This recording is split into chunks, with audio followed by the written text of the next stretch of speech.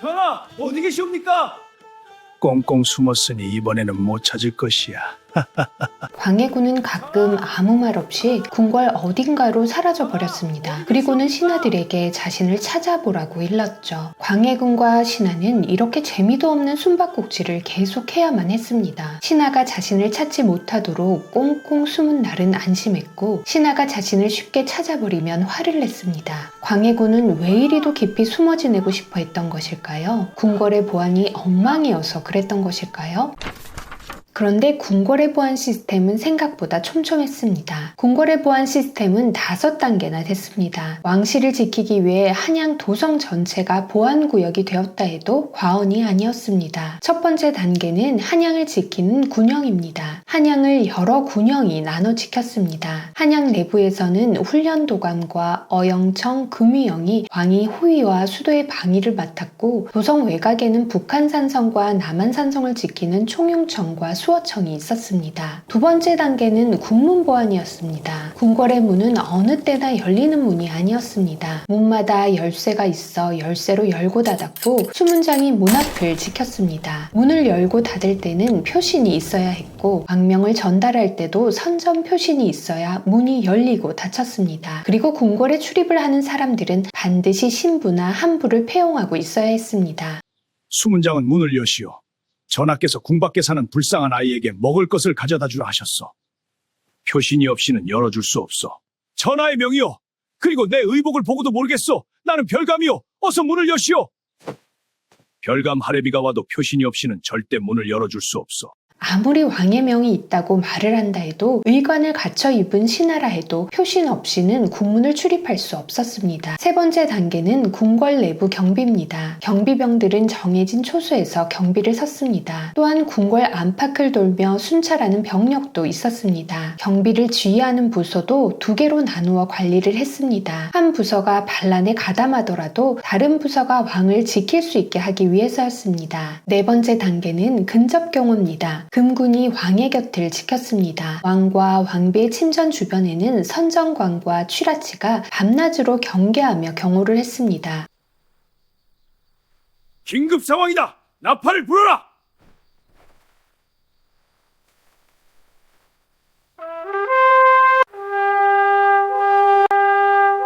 다섯 번째 단계는 이동경호입니다. 정조가 제위하는 25년 동안 외부로 행차를 나간 것이 555번이었습니다. 그중 397번의 행차에 훈련도감이 동원됐습니다. 연 인원으로 계산하면 약 30만 명이 넘는 병력이었습니다. 어떤 병력을 행차에 동행시키고 어떤 병력을 도성에 남길지에 대한 모든 결정을 정조 스스로 내렸습니다. 1777년 여름밤, 정조는 경희궁 존용각에서 혼자 책을 읽고 있었습니다. 그때였습니다. 회랑 위를 따라서 사람의 발자국 소리가 들렸습니다. 놀라서 천장을 바라보자 어자위에서 기와 조각이 떨어지고 모래가 떨어졌습니다. 역모를 꾀한 자가 어떻게 정조의 침전 천장 위까지 들어올 수 있었을까요?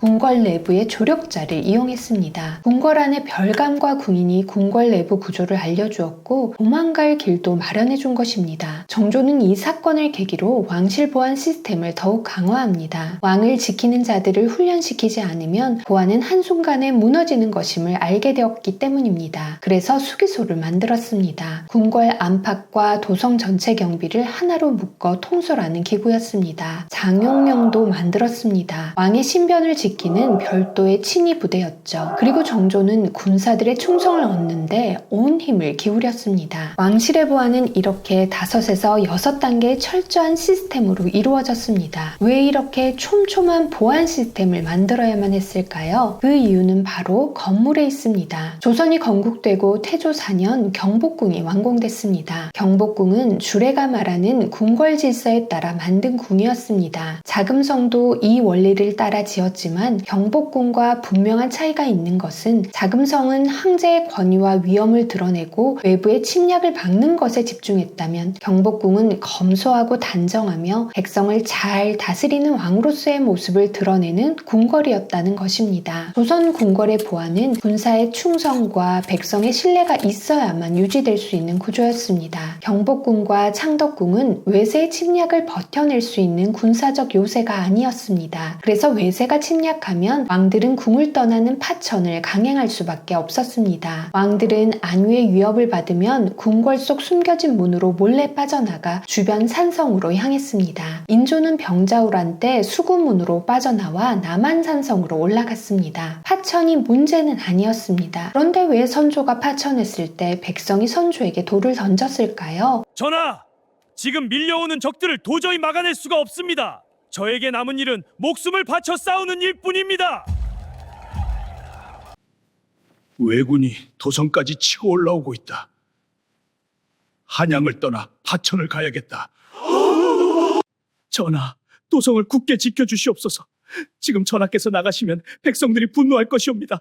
전하의 가마를 맨 인부도 가마를 버릴 것이옵니다. 무슨 소리야? 그리고 4월 30일 새벽 2시 백성을 위한 대책에 몰두해야 할 그때에 선조는 몰래 궁을 빠져나갔습니다. 호위 군사들은 뿔뿔이 흩어져 버렸습니다. 궁궐 문도 잠겨 있지 않았습니다. 선조의 일행이 개성에 도착했을 때 왕실 가족들을 향해 돌이 날라왔습니다. 분노한 백성들은 왕을 향해 돌을 던지며 소리쳤죠. 왕이 백성을 지키지 않고 자기만 살겠다고 도망을 가다니, 왕실 목숨만 귀하고 백성의 목숨은 하찮느냐? 백성이 조선을 포기한 것이 아니었습니다. 백성은 임진왜란이 터지자 스스로 의병이 돼서 목숨을 걸고 고을을 지키기 위해 싸웠습니다. 그때 선조는 백성을 버리고 자신의 안위를 지키기 위해 도망을 간 것입니다. 백성의 신뢰를 잃은 왕에게, 군사의 충성을 잃은 왕에게 백성은 돌을 던졌습니다. 백성이 왕을 신뢰하지 않으면 궁궐 보안은 아무 의미가 없어지는 것입니다. 궁궐의 보안은 백성의 신뢰와 군사의 충성으로 유지되는 것이기 때문입니다. 무서워. 귀신이 너무 무섭다. 총으로 쫓아나오. 탕탕탕 국내에서 총소리가 들립니다. 궁궐 안에서 이틀 동안 총소리가 났습니다. 귀신이 무서우니 총으로 귀신을 쫓아달라는 황당한 말이었습니다. 왜 이리 광해군은 귀신을 무서워했을까요? 귀신이 자신을 왕위에서 내쫓을 것이라 생각했기 때문입니다. 그런데 광해군이 착각을 한 것이 있습니다. 귀신이 광해군을 내쫓는 것이 아닙니다. 백성의 신뢰를 잃은 왕은, 군사의 충성을 잃은 왕은 더 이상 안전을 보장받을 수 없었습니다.